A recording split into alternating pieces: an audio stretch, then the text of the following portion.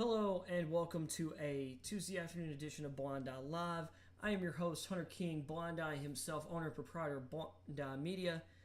That was a weird cut in my vocals. Blind Eye Media, and we're going to jump into this today. We're going to jump into this hard and fast. I'm going to try and get out of here within, let's shoot for an hour. I don't have a whole lot. This might be a little bit of a meandering show. There's a lot of tiny topics to talk about. Big news just dropped.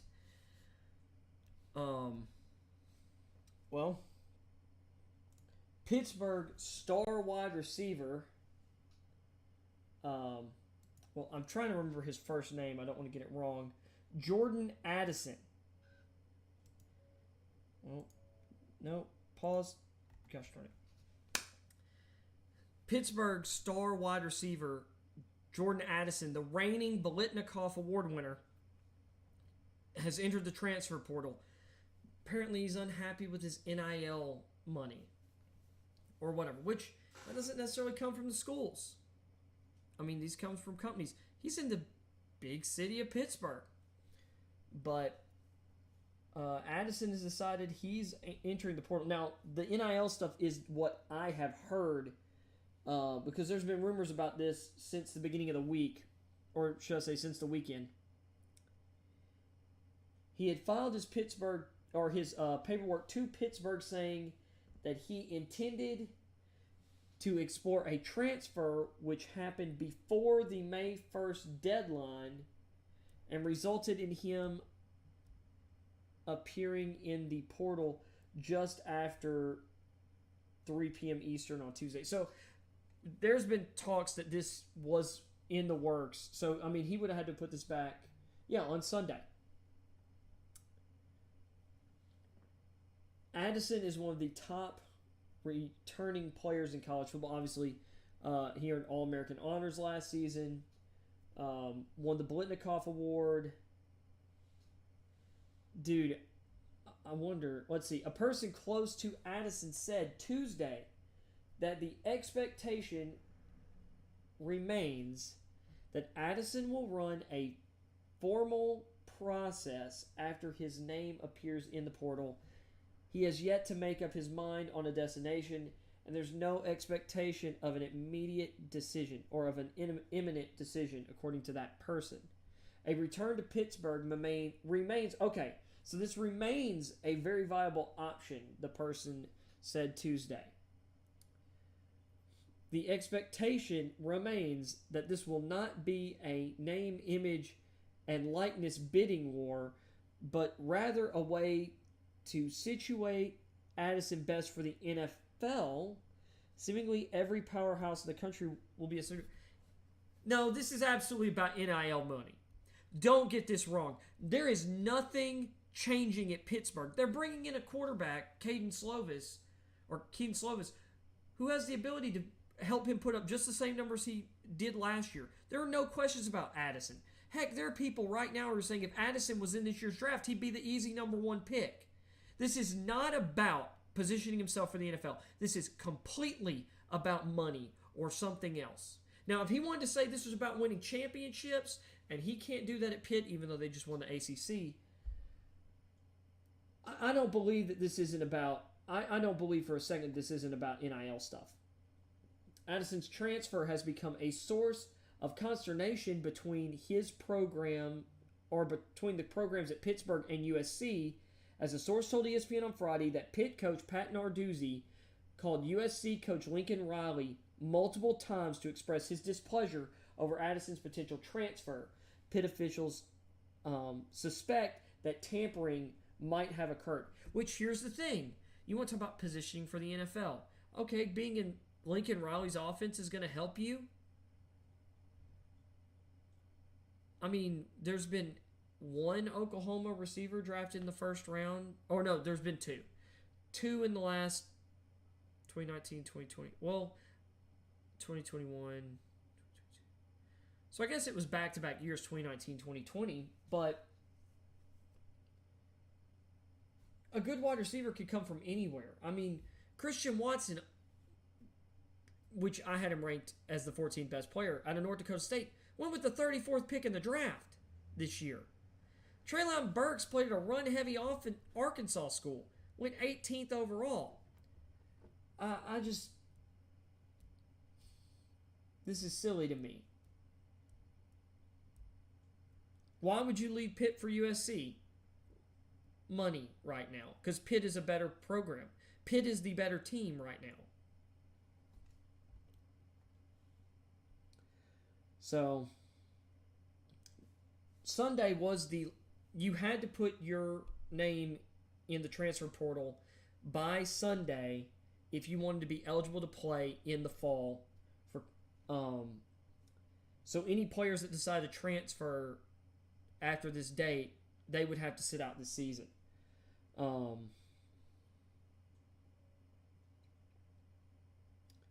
Addison's potential transfer has emerged as a divisive and important issue looming over college football. Absolutely.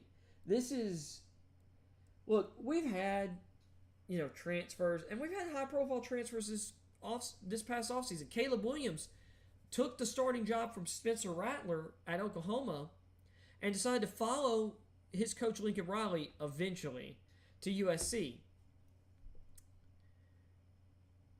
Dylan Gabriel went to UCLA for like a couple hours and then realized I'd rather go to Oklahoma.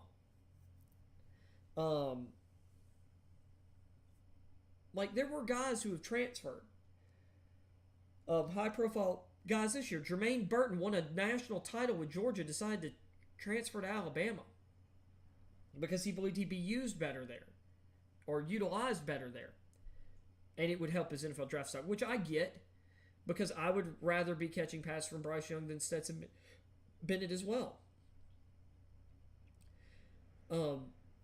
If anything, and Bennett won them a national title along with the defense and their running game and whatnot, but Bennett didn't help the receivers at Georgia at all, really.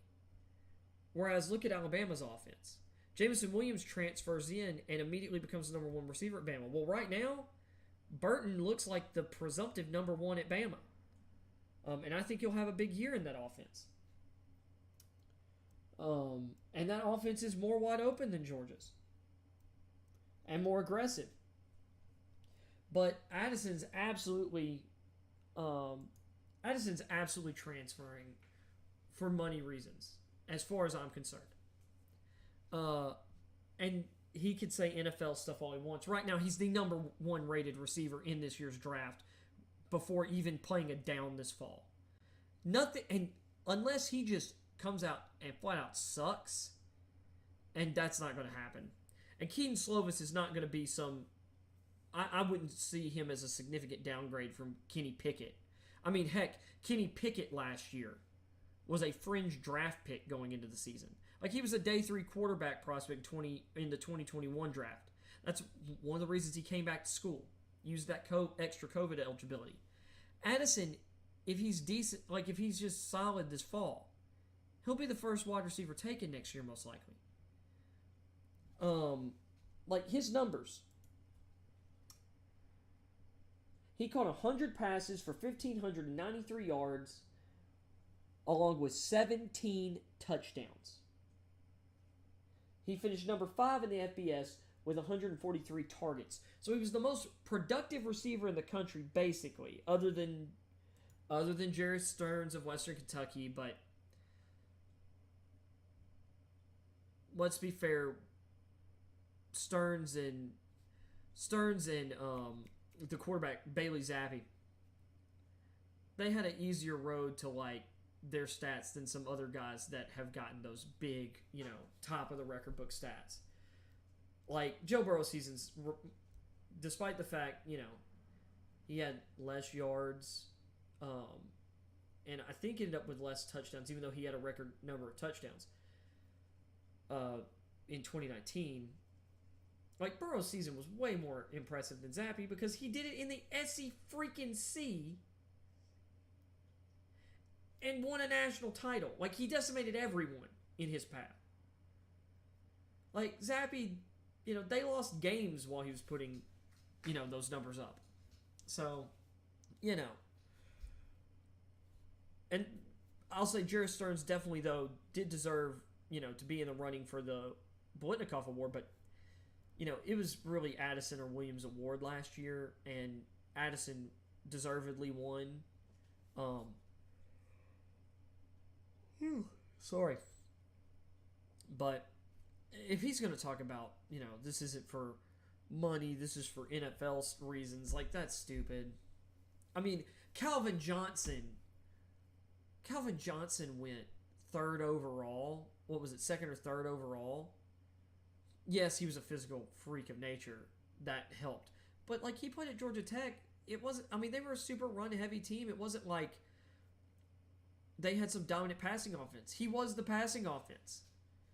Like, Jordan Addison was incredible last year. Pickett was great. I mean, it's a lot easier, though, to make some of the throws down the field when you got a guy like Addison who's just getting open.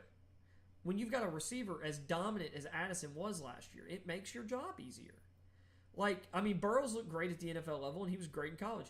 It also helps that, like, he had Jamar Chase and Jordan Jefferson and Terrace Marshall and Clyde Edwards-Helaire and Stephen Sullivan and Thaddeus Moss and name however other many players you want from their skill position group to throw to that year and make plays. Like, and even at the pro level, like Chase, T. Higgins, Tyler Boyd, CJ Uzomah's a solid tight end.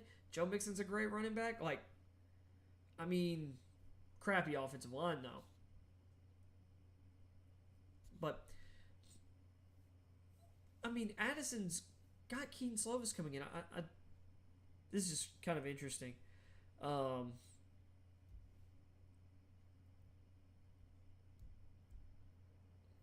What I will say, though, is I hope Tennessee does everything they can to try and get him on campus and sell him on catching passes from Hendon Hooker and lining up across from Cedric Tillman. That would be just insane, by the way. It's not happening. Like, he's not going to come to Tennessee. From all indications, no decision's been made. He hasn't met with anyone, yada, yada, yada. USC's the front runner. There's a reason Pittsburgh coach Pat Narduzzi was ringing up Lincoln Riley over and over again. They know. Like, it's like that wouldn't happen if they didn't know something. So, to be completely honest, it feels like there needs to be. I like the loosening of transfer rules because, to a degree, I like the idea, or I didn't like the idea of players being forced to sit out. Because I don't know how it works for everything at colleges, but most college students, like, especially if you're not on a scholarship of any kind, like, you can swap schools at the drop of a hat. So, I don't know. The problem is the NCAA hasn't taken any real leadership on these issues. They're just like, okay, rather than moving in a good direction, since we don't want to move at all, we're just going to, but you're forcing us to, you're saying our position's untenable. Well, then we're just going to, wash our hands, let go, and not do anything. So, I don't know. I'm afraid college football is about to become too much of a business, too much about money for everyone involved. There's already been too much money involved in general, because of the suits and when I say suits, not lawsuits, I mean the people in suits who don't actually care about college football. They care about some money being involved. How commercialized it's gotten. The ridiculous ticket prices that price out the actual fans, and you've got all these corporate people getting basically free tickets to the most important games of the year. Like, it's stupid. Seriously, rich people ruin everything. Like, it drives me nuts. The privileged elite ruin everything, and I'm not saying that as someone who's a communist, because I'm absolutely capitalist. It's like you want the hardcore fans, you want us to buy all your stuff, but then you want to lock us out of, you know, the big events. You want to price us out of, you know, the product itself. But you want our support, but you want to keep us at arm's length.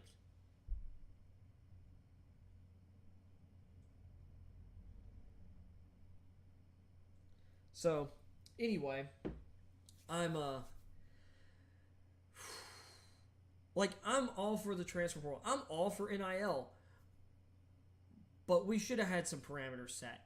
And it makes me mad that the people who are supposed to take leadership, instead of living up to the responsibility they say they have and that they want, they threw a tantrum and said, no. No. We're not going to do anything. You had order with us. You may not have liked it, but you had order on our terms. Now you can just go. Wild West, chaos. Which, to be fair, I'd still rather have the Wild West and chaos than like a bureaucratic nightmare, which the NCAA had become. But, you know,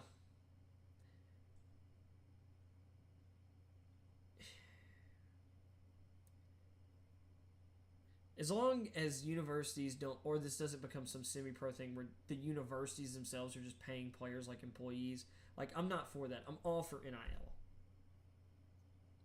What would be nice, though, or what should be going on, though, is that these, and what I've heard some schools are doing with their NIL deals, or the sponsors are doing with the NIL deals, is they're portioning out the money, like, kind of like a contract, and you only get that money if you're there for that year. So if you transfer out, well, you only got the money you got paid already. What I'd actually like to see for these NIL deals though is people writing them up. It's like, yeah, we'll give you this much up front, but if you leave before this date, you have to pay so much of it back. Kind of like signing bonuses in contracts in the NFL. If, say, something happens and you decide to retire early, or you decide to sit out like Le'Veon Bell, you know, their fines are like, you can be forced to pay back so much money out of your contract because you signed a contract and then da-da-da. I don't know. It's just, there's ways to deal with this to where, like, it incentivizes players to stay at schools. That's what I want. I want people to commit to schools and programs. I also want coaches to commit to schools and programs. But that's the other thing. If coaches can get bought out and jump ship at the drop of a hat, the players aren't just committing to the schools. A lot of times the players are committing to the coach and the process at hand. They're committing to his program. And when he leaves, I get how some players are like, well, especially like if a hire's made and it's like, well, I don't fit what that coach wants to do. I already know that. It's like, sometimes, you know, and it's also possible in some of these cases, you've got coaches coming in. It's like, well, this guy recruited me and I chose this other guy over this guy for these reasons. Now he's here. I don't want to play for this guy. So there's things, like, I get that. So, like, that's one of the reasons I'm, you know, not upset with the transfers or a lot of the transfer stuff. I'm not upset with NIL. But I would like some structure. I just wish Jordan Addison would just be upfront and honest about it being about money. Or about money being one of the big factors.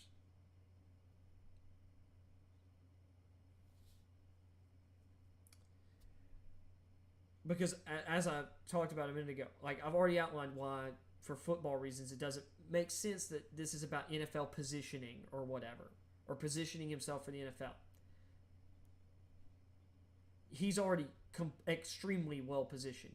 Just look at Derek Stingley. Derek Stingley was the number 3 overall prospect for a lot of people going into last year. Guess what? He just got drafted number 3 overall. He barely played last year. And he didn't look at his best. Like he's been 2 years since he's put out elite level tape, like top 3 level tape. Derek Stingley, and he's had some medical issues both seasons. He had a really good pro day, and he went 3rd overall. You mean to tell me Jordan Addison, with what he's already done, needs to go somewhere else to do even more? No. He's the number 1 receiver in this draft class right now, and unless something crazy happens, he'll be number 1 next year, I think. Now, there are a couple guys who could challenge for that. You've got, was it Jackson Smith in Jigba? From Ohio State, who absolutely could challenge for number 1. Same with, what's his name? Booty from LSU was having a great season last year before he got hurt. And really broke out at the end of 2020 as a freshman. Like, he could absolutely... And he, out of all 3 of those guys, I think might be the most explosive athlete. But to me, Addison looks locked to be a top 10, 15 pick right now. As it is, because he's got a great quarterback coming in. So I don't buy it. Moving on from that, because I think I've spent enough time yakking about that.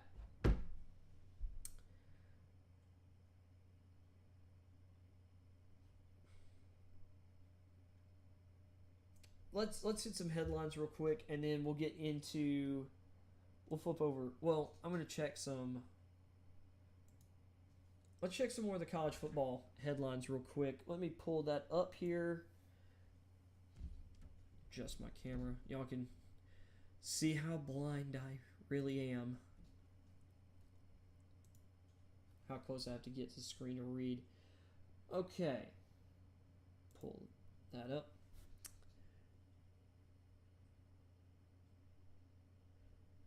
A thinned out Georgia or tougher Texas. Assessing spring overreactions in college football. Okay,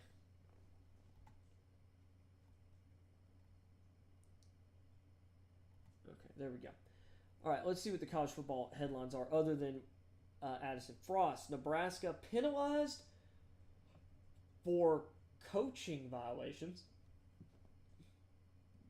That's interesting. Frost's already on the hot seat there, it sounds like. I talked about Bama cornerback Eli Ricks being arrested for speeding, possession of marijuana, and driving without insurance. Let's see. All Big 12 defensive end Mathis transferring to Nebraska. Well, that's interesting. I'm trying to remember. Is that guy from TCU? Maryland signs Locksley as coach through. Okay, so Locksley, the head coach at Maryland, got an extension through 2026. That's actually pretty big news. Locksley was the offensive coordinator at Bama in at the very least, I know in 2018. I think it was 2017. He might have been there for a couple years. I know he was there while Tua was there. They have agreed on a new 5-year extension that runs through the 2026 season. Steve's going to the last year of his deal. It includes incentives that could extend his contract 2 additional years. He has spent the past 3 seasons at Maryland, and last fall guided the Terrapins 7-6 to their first winning season since 2014 and their first bowl victory since 2010. 52-year-old Locksley initially agreed to a 5-year, $12.5 million agreement with Maryland in December 2018. Well, okay, that was a 5-year deal. If it was a 5-year extension, how would a 5-year extension go through the 2026 season? Oh, wait, 18, 19, 20, 21. So this is 22. Okay, nope. That was me being dumb. Well, still, that would only be a 4-year extension if it's through the 2026 season, because this is 2022. Anyway, then had a year added to the deal following the 2019 season. Okay, then I'm right. This wasn't a 5-year extension. This is really like a 3-year extension. Maryland is not only my dream job, but it's also home, Loxley said in a statement. We are building something, da-da-da. Not going to get into that. Loxley, who is from Washington, D.C., is in his 3rd stint at Maryland. He was 13-23 overall at the school and 15-49 overall. Oh, he is 13-23 overall, 7-22 in the Big Ten at the school, and 15-49 overall as an FBS coach. Before becoming, Before becoming Maryland's head coach, Loxley spent 3 seasons at Alabama. Why is it not? I was like scrolling down, and it was scrolling back up on me. 3 seasons at Alabama, and in 2018 earned the Broyles Award as the nation's top assistant coach. Yep. The Terrapins finished spring practice Saturday. So no money details on that extension. It says his 3rd stint at Maryland, but what did he... Was he a head coach there before? Because I don't remember that. Was he like an assistant coach on multiple occasions? That seems like some detail like that they hinted at but then didn't elaborate on, which is just weird. Weird writing. Let's see. Nebraska football coach Scott Frost hit with minor penalties for coaching violations. Nebraska football coach Scott Frost received a 1-year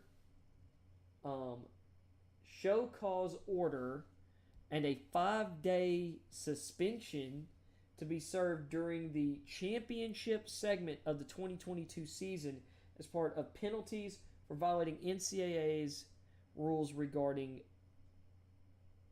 countable coaches. What? The NCAA Committee on Infractions released its findings after Nebraska agreed to the Level 2 violations and penalties as part of a negotiated resolution. The school acknowledged that in 2020, former special teams analyst Jonathan Rutledge coached Nebraska players during practices and film sessions and also helped with in-game coaching decisions, which violates NCAA rules for non-coaching staff members.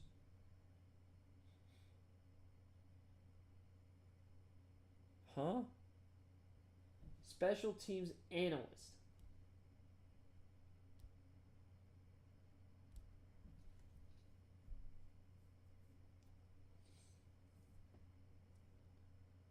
So an analyst isn't a coaching staff member?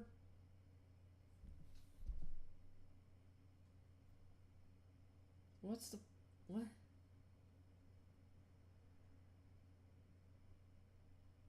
Is there a limit to how many coaches you can have on your coaching staff? The NCAA limits teams to 10 assistant coaches, and while many analysts are employed, they are not permitted to provide on-field or in-game instructions.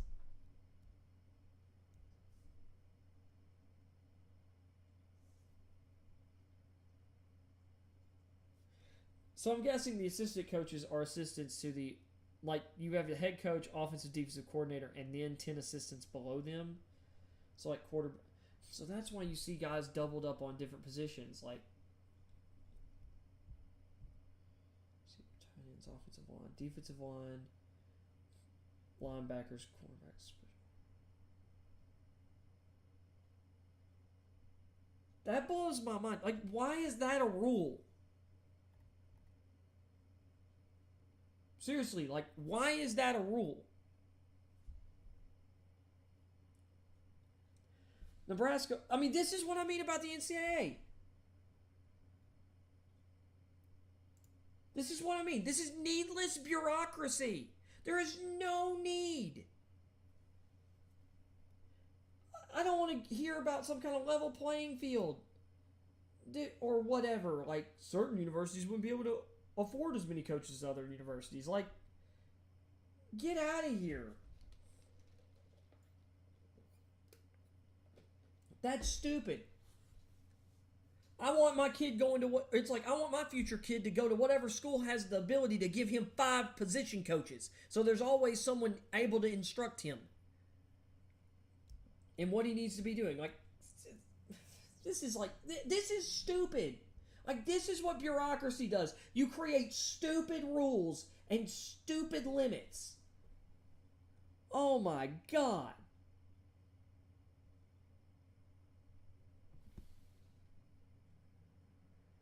Okay. Nebraska also had its probation extended through April 23rd. Probation extended. Received a $10,000 fine and received a reduction of countable coaches during 2 practices this spring and non-coaching staff for 5 days during the 2022 season. Which, that whole championship week, Maryland's not going to be a part of championship week. That's why they did that. Or, I mean, not Maryland, Nebraska. Nebraska's not going to be a part of championship week. Considering where they're at as a program. Like, this is a punishment, but it's also a non-punishment. Like, a $10,000 fine. Big whoop. We have had an outstanding collaboration with the NCAA.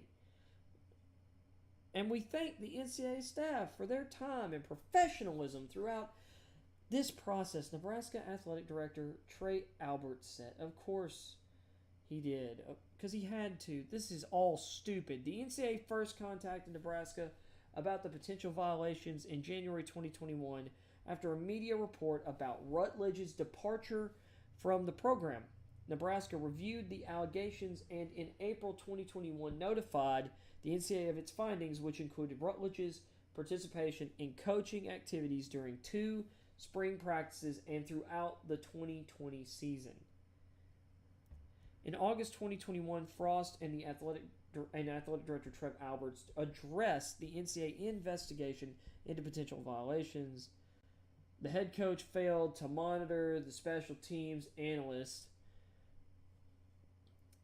The negotiated resolution reads in part, he was present when some of the violations occurred and identified red flags, yet he did not consult with compliance when he noticed these red flags to ensure the special teams analysts complied with NCAA legislation. Frost, a former star quarterback at Nebraska, is 15-29 as head coach at his alma mater. In November, Nebraska announced Frost would return for the 2022 season, but with a restructured contract and a reduced salary and buyout.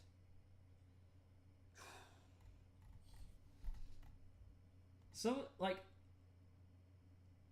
I was unaware that was even a thing. So there's a limit to how many countable coaches, how many people can actually instruct players.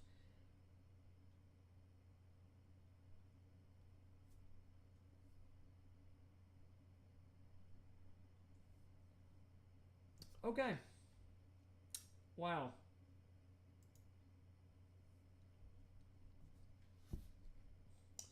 All Big 12 defensive end O'Shawn Mathis transferring to Nebraska.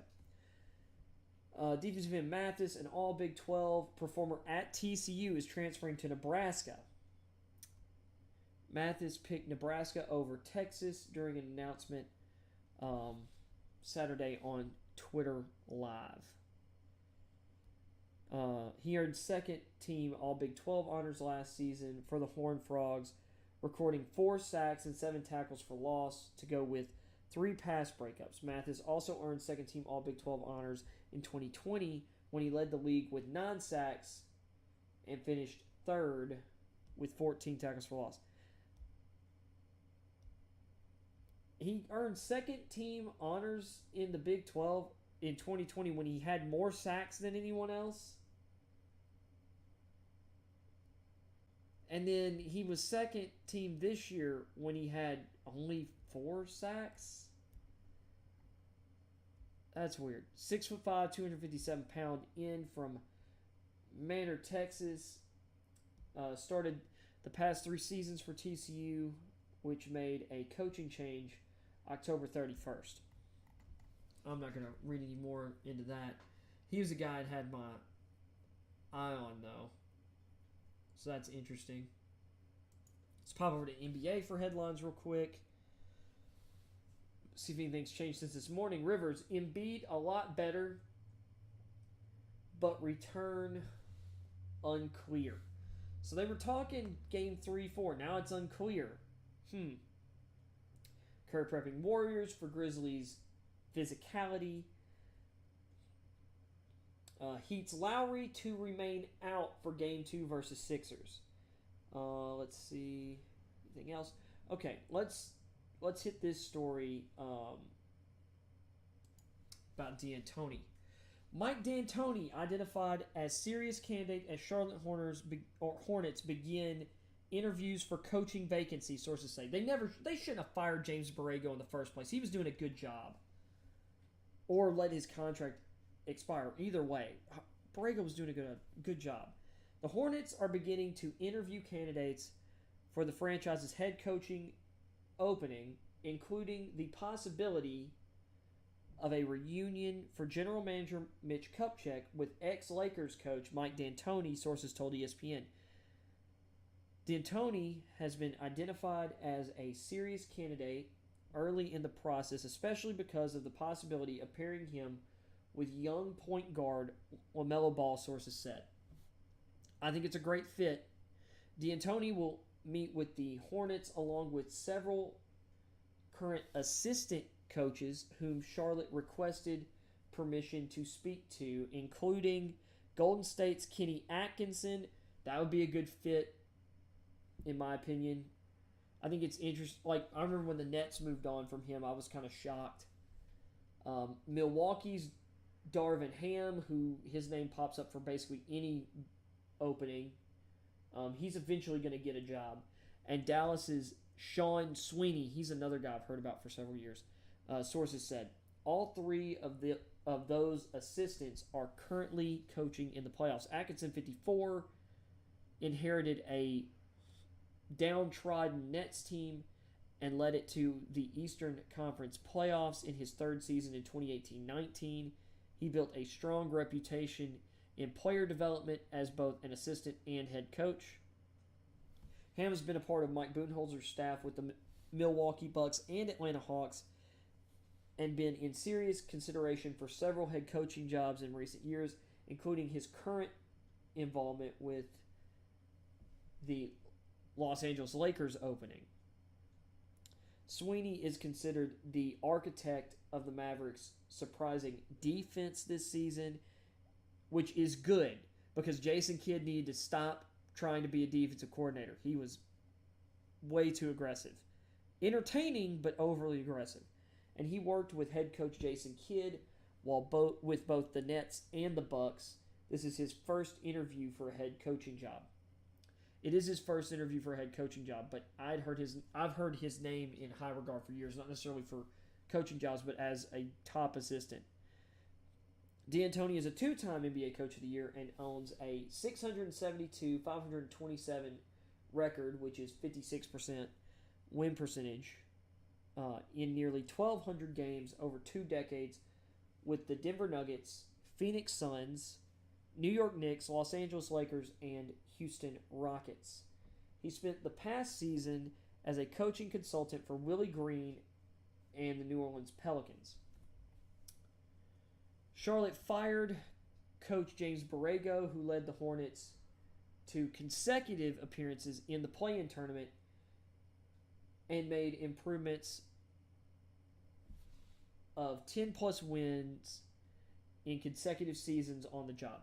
Yeah, James Borrego was doing a great job. And it's this stupid thing in the NBA that I see. And I've even heard it talked about with Taylor Jenkins with Memphis coming into this year. Jenkins is good, but is he really going... Like, do they need a higher profile coach to get them over the top? Like... So I'm going to use this as a means to go into a little bit of a rant here about, one, the NBA media, and it seems like the NBA coaching culture in general. just that way too much. Sorry. Like, this is what I don't understand. Dave Yeager. This happened to Dave Yeager twice. The Grizzlies fired Dave Yeager. Well, first it happened to Lionel Hollins. We fired Lionel Hollins, who was doing a really good job as coach, and we hired Dave Yeager. To be honest, though, I like Yeager's version of the Grizzlies better. I thought it was an upgrade. And then we eventually parted ways with Yeager. I mean, there was talks that he was looking to bolt the door, but part of that was probably because of the front office at the time. Of course, since then we eventually did change front offices. We hired J.B. Bickerstaff, which, whatever. But when we hired Taylor Jenkins, that was some people kind of were like, I mean, this could be good, but there's no track record. Jenkins has been an awesome hire. Dave Yeager then went to the Sacramento Kings. He had the Sacramento Kings almost in the playoffs, and they fired him. And they haven't come close to the playoffs since. Luke Walton, by the way, out the door with Sacramento, which should have happened a year ago.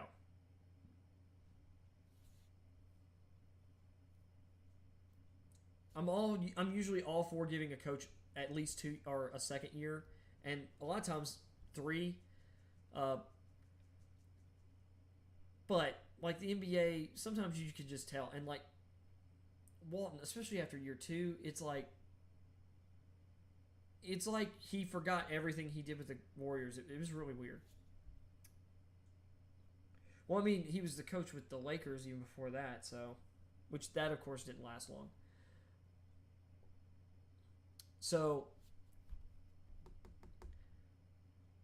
Borrego was good. I mean, look at the talent development in Charlotte since Borrego took over.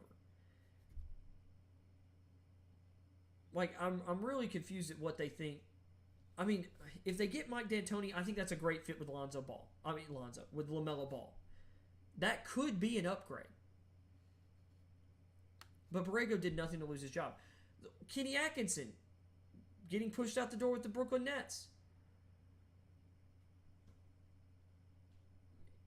He was doing a good job. He developed a lot of great young players out the door.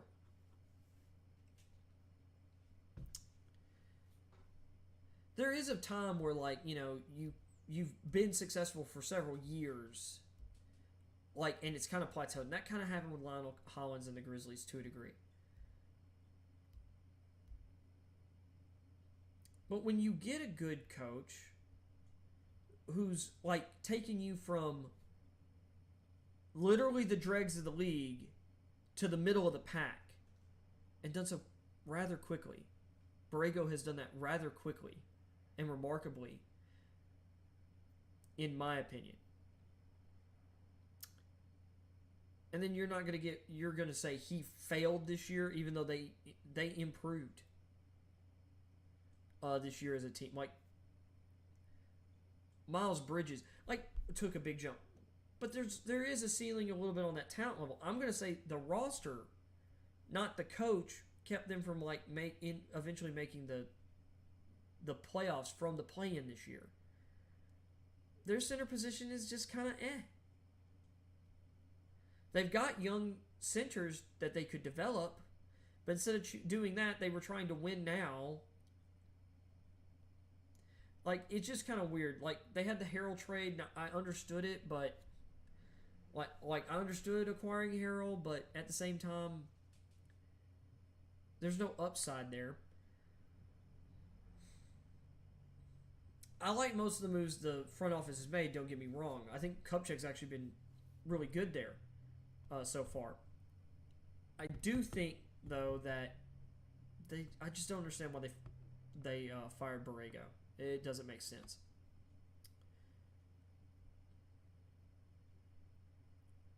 But they named several really good candidates. I'd be interested to see what any of them do there. I'll say this. I feel sorry for whoever takes the Los Angeles Lakers job.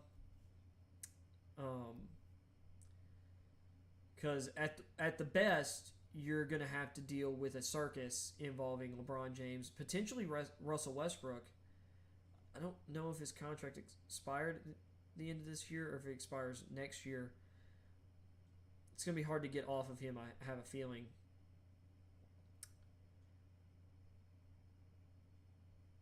You're going to have to deal with LeBron and whatever just awful, horrendous roster situation they have this offseason or going into next year.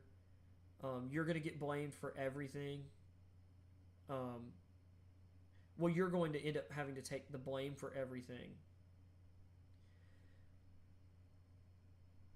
Like Frank Vogel, who is a great coach, one of the best coaches in the NBA.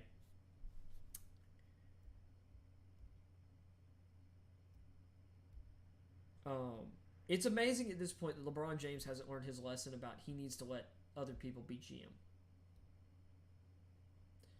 But anyway. But I just don't get this whole I love what the Thunder are doing with Mark Denault, however you pronounce his name. Denault. He's a good player development coach. And actually, I really like a lot of the stuff they've done on the court. Like, I like his strategy. I like what he's doing for his players. He's being given time because why? They're in a rebuilding mode. They're in a player development mode.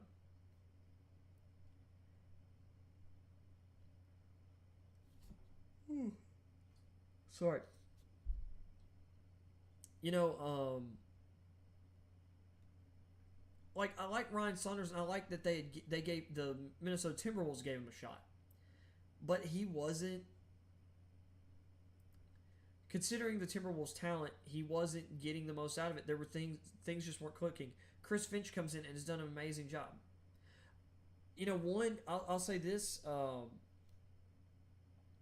Raptors, like when they booted Dwayne Casey, you know they've been good, and I mean, arguably at that time were coming off one of their best seasons, but they went with Nick Nurse and immediately, which they also were able to swing the Kawhi Leonard trade after that, but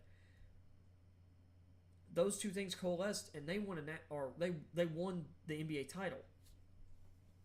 Sometimes it works out, sometimes it doesn't. Look at what the Kings did. Yeager had them move in the right direction. They fired him.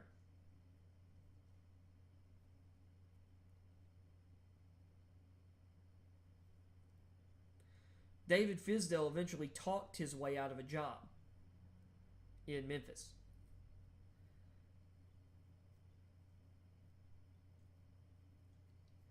And you get some coaches that just end up falling flat on their face because of poor management. Unfortunately for Alvin Gentry, with Phoenix, the team got destroyed. Like the front office destroyed that team while he was there as head coach. And then in New Orleans, yeah, he had Anthony Davis. He also had one of the most inept front offices in the league while he was coach there. Some coaches, it's just unfortunate. So,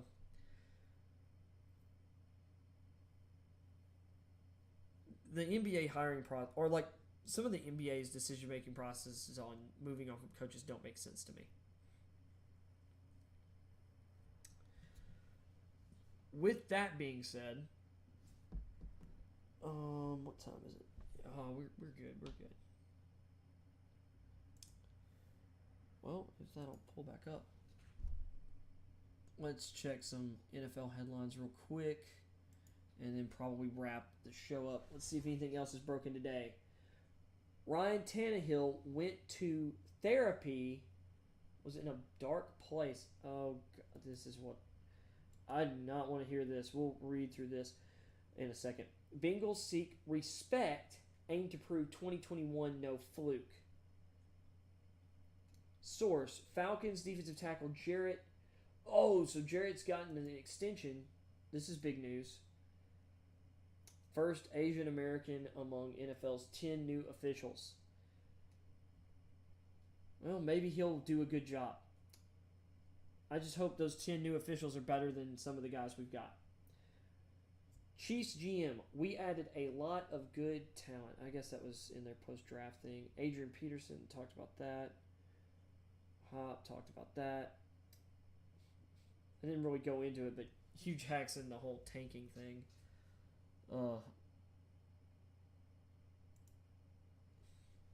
Tennessee Titans quarterback Ryan Tannehill sought therapy after playoff loss, says it's not his job to mentor rookie Malik Willis. Well, of course not. It's not his job. But this is great, you know. Ryan Tannehill's going to take, or sounds like he's going to take the douchebag route instead of the Aaron Rodgers route. The Titans are well aware of how much of an opportunity they cost themselves in their in their 1916 loss to the Cincinnati Bengals in the divisional round of the NFL playoffs. Having thrown 3 interceptions in that game, Ryan Tannehill might have felt it the most. It's a deep scar, Tannehill said of the loss. Every time I close my eyes, I kind of rewatch the game. I didn't get a whole lot of sleep for weeks. I was in a dark place, and it took me a while. A lot of work to get out of it. I've worked through it, but therapy, talking to people, time helped. It took a lot of work to get through it. Okay. Tannehill said he had a lot of therapy sessions and is now able to look back on the game and learn from it while moving on. Which that's good. The veteran quarterback had been going to therapy for a little while, but the sting from the playoff loss brought a new level of pain. This is the first time that I absolutely needed it, therapy, to pull me out of a dark space, Tannehill said. Tannehill said the loss is a scar he'll carry with him for the rest of his life, but that it can serve as fuel for him to work hard to get ready for the 2022 season with a desire to win like he never had before. Being back at the Titans facility, working with his teammates has helped Tannehill shift the focus from the abrupt ending to the 2021 season. He'll also soon have a new quarterback he will be working with. Let's see if this headline, the way they put it, is as harsh, or if the story's as harsh as the headline. The Titans rookies haven't reported yet, but when they do, quarterback Malik Willis, a third-round pick in last week's draft, will be among those first-year players. Tannehill said the Titans didn't notify him that they were selecting Willis with the number 86 overall pick, although he said he texted Willis soon after the Titans made the selection. The veteran quarterback said he understands how the league works and welcomes the competition. I don't think it's my job to mentor him, but if he learns from me along the way, that's a great thing. Well, you know what? Here's my thing. It's a team sport. If you're the better quarterback, you're the better quarterback, and you're going to win. I mean,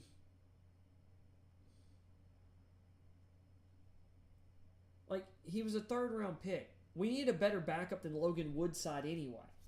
If something happens to Tannehill, we need a good quarterback. Tannehill has an injury in history here.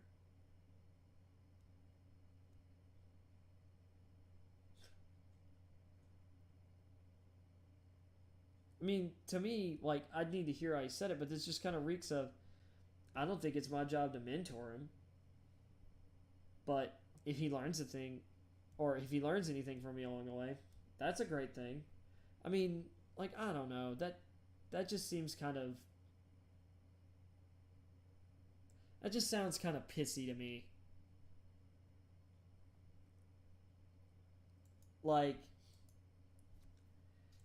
Oh, sorry. I forgot I had not pulled up, or the article's back after I came over here. Sorry.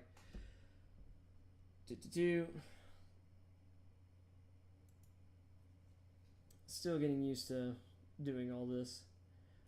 Tuesday also marked Tannehill's first chance to publicly react to the Titans draft night trade that sent his number one wide receiver, A.J. Brown, to the Philadelphia Eagles. The Titans used the first round pick they received in the trade to select rookie wide receiver Treylon Burks. I was shocked. When I first found out, I'm like, this isn't real. This isn't happening. It's a rumor, Tannehill said of the Brown trade. And then I talked to AJ and found out it was real. I slept terrible that night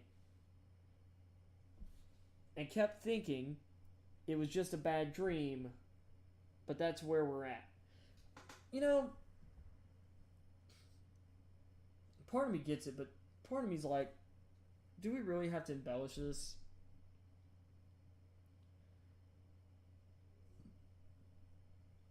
I don't know. And everything that's come out since, it's honestly kind of leaning towards maybe it's a good thing AJ's out of the building. Because some of the stuff he was reporting about the deal was underselling the deal he was being given or was being offered, and he wasn't willing to accept what he says he was willing to accept. Tannehill wasn't in attendance for the voluntary portion of offseason team activities because he needed to finish a renovation in Florida and wanted to spend a little extra time with his family. Select Titans receivers, however, went to South Florida to work out with Tannehill during the offseason. That's fine. I don't care. Voluntary workouts are voluntary workouts. Cincinnati Bengals plan to show they aren't. Okay. And then, what's the last article I got here? Okay. Source. Atlanta Falcons star defensive tackle Grady Jarrett reached 3-year extension worth up to $51 million. I'll be honest, kind of sounds like a borderline steal. The club agreed to a 3-year extension with the defensive tackle on Tuesday that is worth up to $17 million per year in new money and $51 million in totality for the extension. If he reaches certain incentives, a source confirmed to ESPN. The extension includes a $34.5 million guarantee, or $34.5 million in guarantees. Jarrett is now signed through the 2025 season at a total value of $67 million, including the money he was slated to earn this year. So, okay. So, and that says up to $17 million a year. So he was slated for $16 million this year on the back end of what I think was his rookie extension, or like his first extension off of his rookie contract. I think that's a deal, because if there's incentives involved, that means that he might not even get like all of that $51 million figure. I mean, at minimum he's going to get 34.5, which based on the $17 million a year max, that basically means he's going to get at least 2 years worth of that money. That might also clear up a little cap space this year. Jarrett, who celebrated his 29th birthday. Yeah, I forget he's been in the league as long as he has. Because he was part of those early good Dabo Swinney teams. Or Dabo Sweeney teams, sorry. Thursday, the first day of the NFL draft. He was a 5th round selection by the Falcons in 2015 out of Clemson. Of course, he is from Conyers, Georgia, became a starter for Atlanta in his second season in 2016. He made back-to-back Pro Bowls in 2019 and 2020 and started every game he has played in for Atlanta since the start of the 2016 season. In all, he has played in 110 games, starting 95 of them, with 359 tackles, 26.5 sacks, 5 forced fumbles, and 3 fumble recoveries. 26.5 sacks.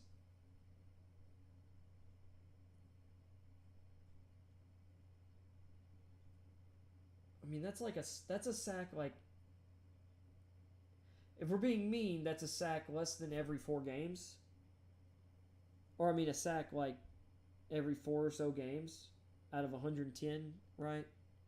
Because 25 divided by, or 110 divided by, or 100 divided by 25 would be 4. 1.5 would go into 10 like 6.5 times or 6 and whatever times. So I mean, sack production is not amazing, but he does cause or does force pressures. And to be fair, if we're being really nice, let's just I know he probably had sacks in those games that he didn't start. Or the 15 games he played in but didn't start. But if we're going with 26.5 out of like 95 starts, that's a little better. It's better than 1 every 4. But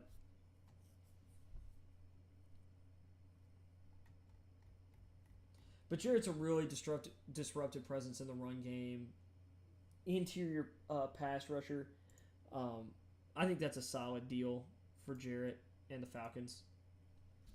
And defensive tackles tend to age pretty well.